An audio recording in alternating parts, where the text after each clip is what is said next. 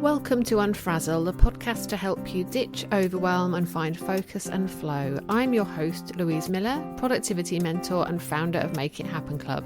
And one of the ways in which I'm creating space to enjoy my summer is by having a break from recording new episodes for a while.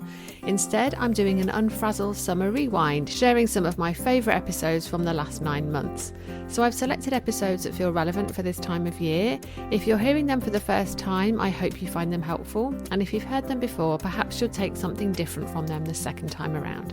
Have an amazing summer, and I'll be back in your ears with new episodes soon.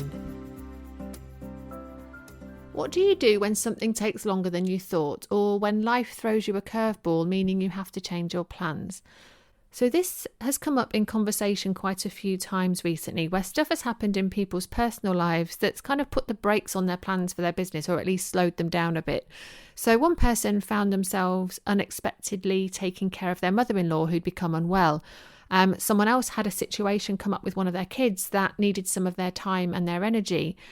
And then there was a client I was working with who'd just been feeling really tired. And so a piece of work ended up taking her way longer than she'd expected.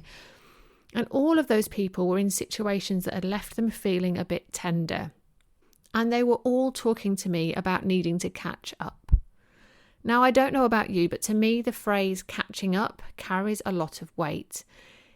It can make us feel like we've failed in some way. It feels frantic, right? Immediately putting us onto the back foot.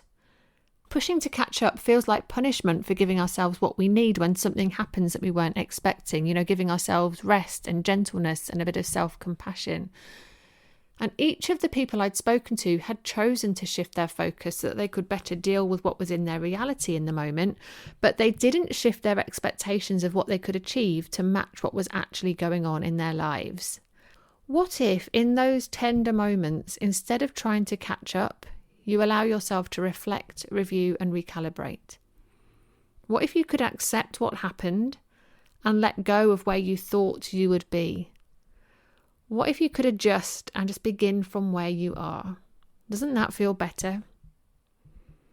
So I hope that helps, particularly if things go a bit wonky for you this week, and I'm looking forward to seeing you again soon. Thank you for listening to Unfrazzle. Sharing is caring, so if you loved this episode, please share it on your socials or head over to Spotify, iTunes or wherever you get your podcasts and leave me a review. Not only will I be hugely grateful, your ratings and reviews will help others to find this podcast so that even more people can make their ideas happen. Thanks so much and see you next time.